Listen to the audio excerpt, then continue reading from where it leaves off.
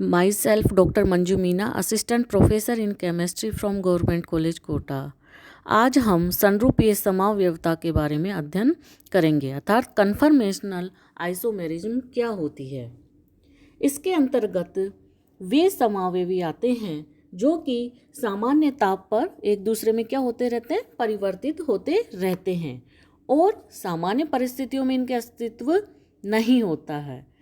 हाँ, यदि हम उसका क्या कर दें, टेम्परेचर को कम कर दें, तो एक समावयवी को दूसरे समावयवी में परिवर्तित होने के लिए जो उसके लिए ऊर्जा की आवश्यकता होती है वो नहीं मिले, उस समय हमको उसके अस्तित्व का पता चलता है। इस प्रकार के समावयवों को हम क्या कहते हैं, संरूप या कन्फर्मेशन। ये एकल बंध के मुक्त घूर्णन अर्थात free rotation of single bond के कारण बनते हैं, अतः इन्हें हम घूर्णन समावयवी या रोटेशनल आइसोमेरिज्म और इस परिघटना को घूर्णन या चक्रण समावयवता भी कहते हैं, रोटेशनल आइसोमेरिज्म। अब सबसे पहले हम देखेंगे एग्जाम्पल एथेन का, conformational analysis of ethane. Ethane में क्या होता है, C2H6 में दो कार्बन परमाणु परस्पर सिग्मा बंध द्वारा जुड़े रहते हैं और प्रत्येक कार्बन पर तीन तीन हाइड्रोजन परमाणु जुड़े रहते हैं। दूसरे शब्दों में हम कह सकते हैं कि दो मेथिल समूह CH3 समूह परस्पर कार्बन सिंगल बॉन्ड कार्बन बंध द्वारा जुड़े रहते हैं। यदि इस अणु के CC अक्ष से एक मेथिल समूह को स्थिर करके दूसरे मेथिल समूह को घुमाना प्रारंभ करें तो अनेक संरूपण बनते हैं, जिनमें दो प्रकार के चरम अर्थात एक्सट्रीम संरूप होंगे, जिनमें हम ग्रसित, इक्लिप्स्ड एंड अंतरित या स्टेगर संरूपण कहते हैं। ये संरूपण क्रमशः अधिकतम व न्यूनतम ऊर्जा स्तर वाले होते हैं, अर्थात अधिकतम ऊर्जा किसकी होती है, इक्लिप्स्ड या ग्रसित की, और जो न्यूनतम ऊर्जा होती है वह स्टेगर्ड संरूपण की होती है। ग्रसित संरूपण में एक कार्बन से जुड़े हाइड्रोजन परमाणु दूसरे कार्बन से जुड़े हाइड्रोजन परमाणुओं के आमने सामने इस प्रकार से व्यवस्थित हो जाते हैं मानो इन्होंने एक दूसरे को ढक लिया हो, अर्थात ग्रसित कर लिया हो।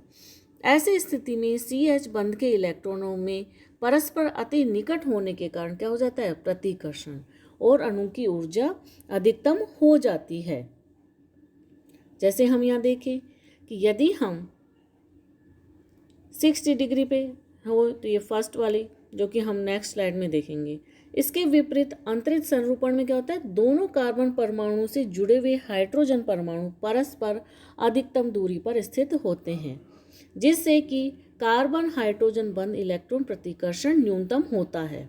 अतः ये न्यूनतम ऊर्जा स्तर वाली सबसे अधिक स्थायी व्यवस्था होती है। एथेन के दोनों संरूपणों का ऊर्जा आरेख तथा विभिन्न विधियों द्वारा संरचनाएं निम्न प्रकार से प्रदर्शित की जा सकती हैं। फर्स्ट है न्यूनतम ऊर्जा वाले अर्थात अंतरित संरूपण, स्टेगर्ड कन्फर्मेशन, और अधिकतम ऊर्जा वाले ग्रसित संरूपण या इक्लिप्स्ड कन्फर्मेशन। अंतरित में क्या होगा, ये हाइड्रोजन इस तरह से व्यवस्थित है और एक नीचे, इसमें ऊपर है और ये नीचे की तरफ, तो इस प्रकार से एक दूसरे से काफ़ी अधिकतम दूरी पे व्यवस्थित होते हैं, तो उसे हम बोलते हैं अंतरित संरूपण। जबकि इसमें हाइड्रोजन की स्थिति में नीचे की तरफ हाइड्रोजन, इधर हाइड्रोजन तो इधर भी और यहाँ पर भी, तो इस प्रकार से एक हाइड्रोजन दूसरे हाइड्रोजन को ढक लेता है अर्थात ग्रसित कर लेता है, तो ये क्या कहलाता है, ग्रसित संरूपण कहलाता है।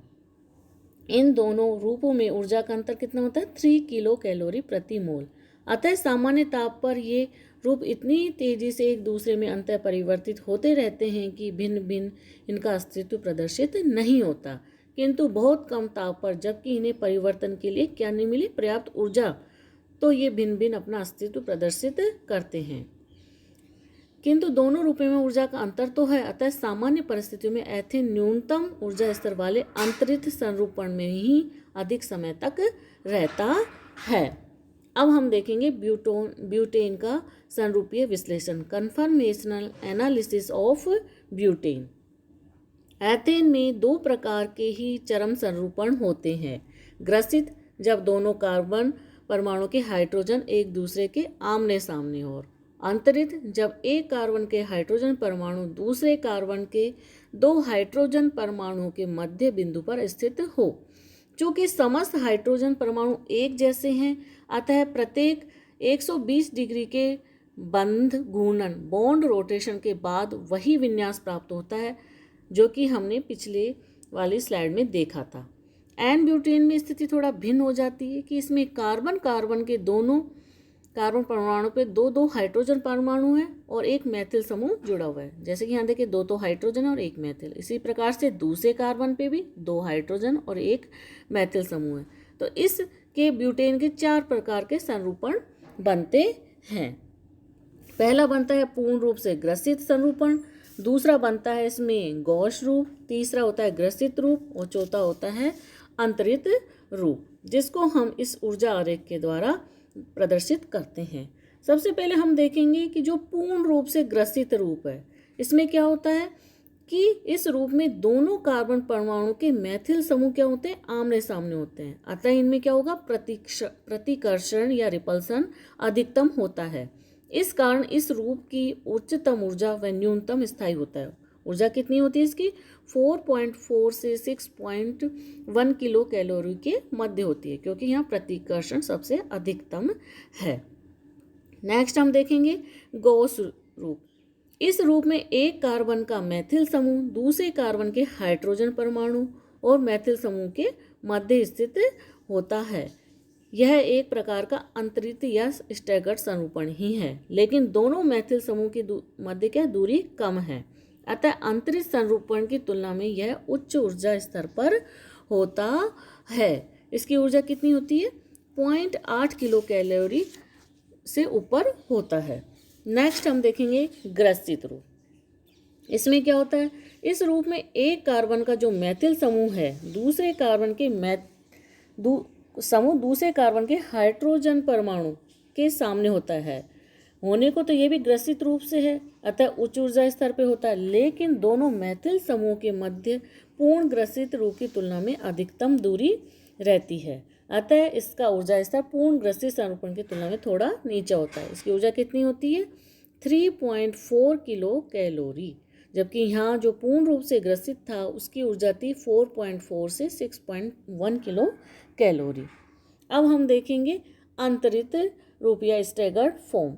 यह निम्नतम ऊर्जा वाला सबसे अधिक स्थायी रूप है। इसमें दोनों मैथिल समूह एक दूसरे के विपरीत दिशा में होते हैं अर्थात अधिकतम दूरी पर स्थित होते हैं।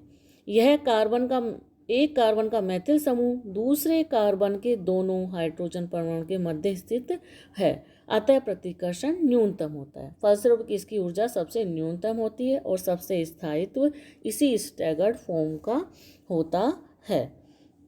तो इस प्रकार से ब्यूटेन इन 4 संरूपण में पाया जाता है।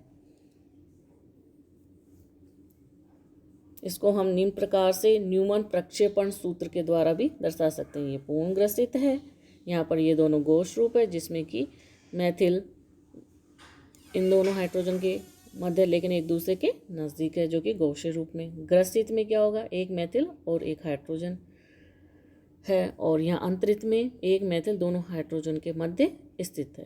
तो इस प्रकार से इन रूपों में ब्यूटेन पाया जाता है। अब हम देखें साइक्लोहेक्सेन के संरूपण। साइक्लोहेक्सेन 2 प्रकार के संरूपणों में पाया जाता है। प्रथम संरूपण इसका कौन सा है, कुर्सी रूप, और दूसरा होता है नाव रूप, जिसमें कि कुर्सी रूप ज़्यादा स्थायी होता है। यदि हम साइक्लोहेक्सेन तथा एथेन के मॉडल बनाकर देखें तो हम पाते हैं कि साइक्लोहेक्सेन का जो कुर्सी संरूपण है वह एथेन के स्टैगर्ड संरूपण के समरूप है, जिसमें कि दोनों हाइड्रोजन परमाणुओं के मध्य अधिकतम दूरी है, अतः उसमें क्या होगा, न्यूनतम तनाव। इसी कारण से इसका स्थायित्व अधिकतम होता है। इसलिए हम कह रहे हैं कि कुर्सी संरूपण का जो चेयर कन्फर्मेशन है उसका स्थायित्व ज़्यादा होता है। इसके विपरीत साइक्लोहेक्सेन के नौका संरूपण की तुलना में हम एथेन के ग्रसित या इक्लिप्स रूप से कर सकते हैं। दोनों में हाइड्रोजन परमाणु के मध्य क्या रहती है, न्यूनतम दूरी, जिससे कि उसमें अधिकतम तनाव उत्पन्न हो जाता है। इसी कारण से जो साइक्लोहेक्सेन का बोट कन्फर्मेशनल है वह एथेन के भांति ही न्यूनतम स्थायित्व पे रहता है। अब हम देखेंगे इसके अक्षीय एवं भूमध्य हाइड्रोजन परमाणु, axial and equatorial hydrogen atoms. Cyclohexane के एक अणु में 12 हाइड्रोजन परमाणु होते हैं। यदि हम अणु का मॉडल बनाकर देखें तो हम पाते हैं कि ये 12 हाइड्रोजन परमाणु दो प्रकार के होते हैं। 6 हाइड्रोजन परमाणु वलय के लंबवत एकांतर क्रम में 3 ऊपर व 3 नीचे होते हैं। इन्हें हम एक्सियल हाइड्रोजन कहते हैं। जबकि जो शेष 6 हाइड्रोजन परमाणु वलय के चारों ओर भूमध्य या विषुवतीय रूप में 2 चक्रों में व्यवस्थित होते हैं। एकांतर क्रम में प्रत्येक चक्र में 3 हाइड्रोजन परमाणु होते हैं। इन हाइड्रोजन परमाणु को इक्वेटोरियल हाइड्रोजन कहते हैं। अक्षीय व भूमध्य हाइड्रोजन परमाणुओं को हम निम्न प्रकार से देख सकते हैं। इसमें ये वाले हैं एक्सियल हाइड्रोजन परमाणु जो कि एकांतर क्रम में व्यवस्थित हैं, और इसमें इक्वेटोरियल हैं जो कि इसके एकांतर क्रम में इस प्रकार से व्यवस्थित रहते हैं। अतः साइक्लोहेक्सेन की संरचना को कुर्सी संरूपण एवं नौका संरूपण निम्न प्रकार से प्रदर्शित कर सकते हैं। इन चित्रों से देखने से पता चलता है कि कुर्सी संरूपण में अणु न्यूनतम तनाव की स्थिति में है, अतः यह अत्यधिक स्थायी होता है। जबकि नौका संरूपण में हाइड्रोजन परमाणु एक दूसरे के निकट आ जाते हैं, अतः ये एक दूसरे के प्रति अंतःक्रिया के कारण अणु के स्थायित्व को क्या कर देते हैं, कम कर देते हैं। यही कारण है कि नौका संरूपण कुर्सी संरूपण की तुलना में क्या होता है, कम स्थायी, क्योंकि इसमें C1 व C4 दोनों हाइड्रोजन परमाणुओं को फ्लैग 4 हाइड्रोजन कहते हैं, और इनमें क्या होता है, नज़दीक होने के कारण प्रतिकर्षण होता है। इस कारण से ये तनाव की स्थिति में रहता है। मोहर के अनुसार कुर्सी संरूपण नौका संरूपण की तुलना में अधिक स्थायी होता है, और सामान्य कमरे के ताप पर साइक्लोहेक्सेन लगभग पूर्ण रूप से कुर्सी संरूपण में ही रहता है, और नौका संरूपण में वह आता है तो तुरंत कुर्सी संरूपण में कन्वर्ट हो जाता है। कुर्सी संरूपण क्या होता है, अधिक स्थायी। थोड़ी देर के लिए ये नौका में आएगा तो फिर वापस से किस में कन्वर्ट हो जाता है, कुर्सी संरूपण में। अब हम देखेंगे एकल प्रतिस्थापित साइक्लोहेक्सेन व्युत्पन्नों के संरूपण। साइक्लोहेक्सेन के एक प्रतिस्थापी व्युत्पन्नों में प्रतिस्थापित समूह की 2 संभावनाएं, एक तो अक्षीय और दूसरी भूमध्य। अतः इसके 2 संरूपण हैं। उदाहरण के लिए मैथिल साइक्लोहेक्सेन 2 संरूपणों में निम्न प्रकार से प्रदर्शित कर सकते हैं। इसमें क्या है, मैथिल समूह एक्सियल पोजीशन में और यहाँ पर इक्वेटोरियल पोजीशन में उपस्थित है। तो इसमें क्या होगा, अक्षीय प्रतिस्थापित व्युत्पन्न की तुलना में जो इक्वेटोरियल मैथिल प्रतिस्थापित समूह है वो क्या होगा, अधिक स्थायी होता है। यद्यपि इसके स्थायित्व में बहुत अधिक अंतर नहीं होता है, क्योंकि इन्हें पृथक करना संभव नहीं है। स्थायित्व के इस अंतर का कारण यह है कि अक्षीय परमाणु एक दूसरे से क्या होते हैं, कम दूरी पर होते हैं, जबकि इक्वेटोरियल परमाणु के मध्य दूरी क्या होती है, थोड़ी अधिक होती है। इस कारण से इक्वेटोरियल परमाणु अधिक स्थायी होते हैं, क्योंकि वे दूर दूर साइक्लोहेक्सेन वलय में के घेरे में स्थित होते हैं, और दोनों परमाणु के मध्य जितनी अधिक दूरी होगी उतना ही उस अणु का क्या होगा, स्थायित्व अधिक होगा, क्योंकि परमाणु के मध्य की अंतःक्रिया कम हो जाती है। तो इस प्रकार से हम कह सकते हैं कि इक्वेटोरियल वाला अधिक स्थायी होता है और एक्सियल वाला कम स्थायी। अब हम देखेंगे न्यूमैन प्रक्षेपण एवं सौहर्द सूत्र। किसी अणु के संरूपण त्रिविमीय होते हैं, जबकि हमारा कागज कैसा होता है, द्विविमीय। अतः इन त्रिविमीय संरचनाओं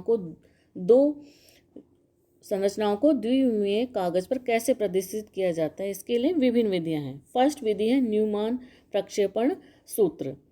इसमें कैसे क्या करते हैं कि अणु को कार्बन अक्ष में इस प्रकार से देखा जाता है कि एक कार्बन परमाणु दूसरे कार्बन के पीछे छिप जाए। अतः आरेख में सामने वाले कार्बन को एक केंद्र बिंदु द्वारा प्रदर्शित किया जाता है और पीछे वाले कार्बन को उस बिंदु की परिधि के द्वारा प्रदर्शित किया जाता है। जैसे ये आगे वाला कार्बन है और ये परिधि वाला पीछे वाला कार्बन दर्शाते हैं। प्रत्येक कार्बन से जुड़े 3 हाइड्रोजन परमाणुओं को त्रिज्यीय रूप से 120 डिग्री कोण पर बना दिया जाता है। इसी प्रकार से दूसरे के बना दिया जाता है हाइड्रोजन को। सौहार्द सूत्र में क्या होता है कि अणु को एक कार्बन बंध के अक्ष से थोड़ा हटकर देखा जाता है और उसी रूप में अणु का आरेख बना दिया जाता है। एथेन के अंतरित रूप के ये वाला कौन सा सूत्र है, सोहार्स, और ये वाला न्यूमान, जिसमें कि एक आरेख के द्वारा हम इसको सोहार्स सूत्र में प्रदर्शित करते हैं। अब देखेंगे हम फिशर एवं फ्लाइंग के वेज सूत्र। इसमें क्या होता है कि एक sp3 संकृत कार्बन परमाणु क्या होता है, चतुष्फलक की आकृति का होता है, जो कि त्रिविमीय होता है। और स्पष्ट रूप से तो त्रिविमीय मॉडल द्वारा ही इसको हम समझ सकते हैं, लेकिन इसे हम त्रिविमीय आकृति को द्विविमीय कागज पे दर्शाना हो तो दर्शाने की विधि क्या कहलाती, वेज सूत्र। यदि एक चतुष्फलकीय कार्बन परमाणु के मॉडल को कागज पर इस प्रकार रखें कि कार्बन परमाणु कागज की सतह पर हो और चारों संयोजकताएं कागज की सतह के बाहर की तरफ हो, जो कि एक दूसरे के सामने होगी, दो कागज के पीछे हो जाएंगी पीछे की तरफ और दो कागज के आगे की तरफ हो जाएंगी। सामने वाले बंदों को हम ठोस लाइन के द्वारा दिखाते हैं, जबकि पीछे वाले बंद को हम टूटी लाइनों के द्वारा प्रदर्शित करते हैं। इस प्रकार का सूत्र दर्शाने वाली विधि को हम वेज सूत्र कहते हैं। उदाहरण के लैक्टिक अम्ल के वेज सूत्र को हम निम्न प्रकार से दर्शा सकते हैं।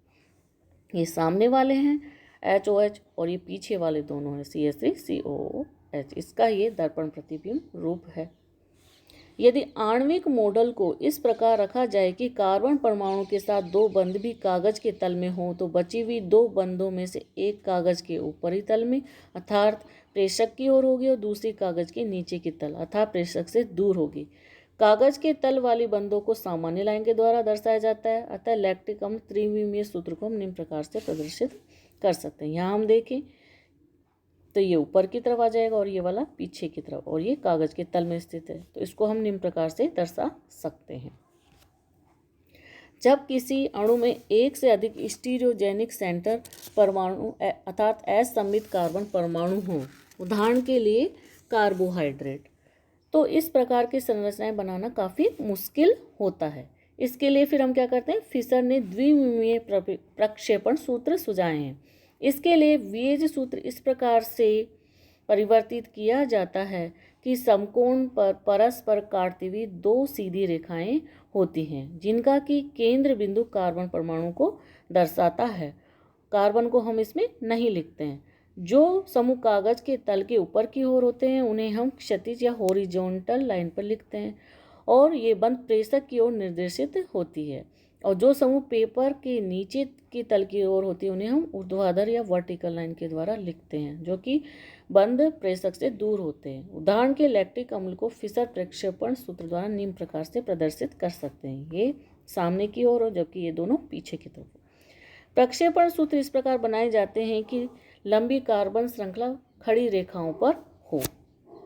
अब हम देखेंगे स्वरूपण तथा विन्यास अर्थात में क्या अंतर है, difference between conformation and configuration.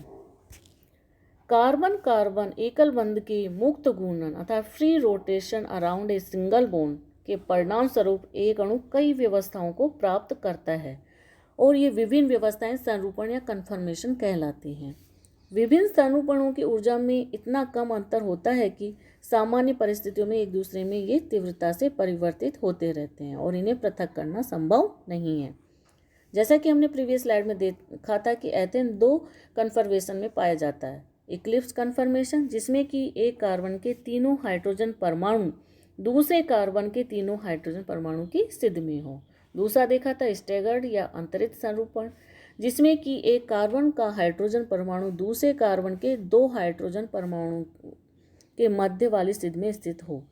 ऐसे संरूपणों में दोनों कार्बन परमाणु के हाइड्रोजन के मध्य ग्रसित संरूपण की तुलना में अंतरित संरूपण में अधिक दूरी रहती है। अतः अंतरित संरूपण की ऊर्जा ग्रसित संरूपण की तुलना में कम होती है, और यह ऊर्जा का अंतर बहुत कम है। एथेन के लिए ये कितना 3 किलो कैलोरी प्रति मोल, जो कि सामान्य ताप में एक दूसरे पर अंतर परिवर्तन के लिए बहुत कम है। अतः आसानी से ये दोनों रूप एक दूसरे में अंतर परिवर्तित होते रहते हैं। यहाँ हम देखें ये वाला इसका कौन सा रूप है, अंतरित या स्टैगर्ड रूप, जो कि हाइड्रोजन दोनों हाइड्रोजन के मध्य में स्थित है। ये वाला ग्रसित, जिसमें हाइड्रोजन दूसरे हाइड्रोजन के ऊपर है, नीचे वाले दूसरे हाइड्रोजन परमाणु के ऊपर स्थित है, इसको हम बोलते हैं इक्लिप्स्ड। उपयुक्त के विपरीत विन्यास या कॉन्फ़िगरेशन अणुओं में उपस्थित अणुओं की उस आकाशीय व्यवस्था को कहते हैं जो कि सामान्य परिस्थितियों में स्थिर रहती है और उसका दूसरे विन्यास में परिवर्तन किसी बंध के टूटने और नए बंध के बनने से ही संभव होता है। उदाहरण के लिए हम देखें ग्लिसरैल्डिहाइड के दो विन्यास समूह डी और एल, जिसमें डी में OH right hand side dextrorotatory होगा और यहाँ OH इधर के लेफ्ट साइड होगा। इन दोनों संरचनाओं में HOH की स्थिति परस्पर विपरीत है। पहली संरचना जिसमें कि OH दाहिने हाथ की ओर है था डी विन्यास, जबकि दूसरी संरचना को एल विन्यास कहते हैं क्योंकि इसमें OH समूह बाएं हाथ की तरफ होता है। ये दोनों रूप एक दूसरे में अंतर परिवर्तित नहीं हो सकते क्योंकि इसके लिए CH व COH दोनों बंधों के टूटकर विपरीत दिशा में जुड़ना होगा, जो कि सामान्य परिस्थितियों में संभव नहीं है। अतः इन दोनों समावयवों को पृथक किया जा सकता है। Thank you.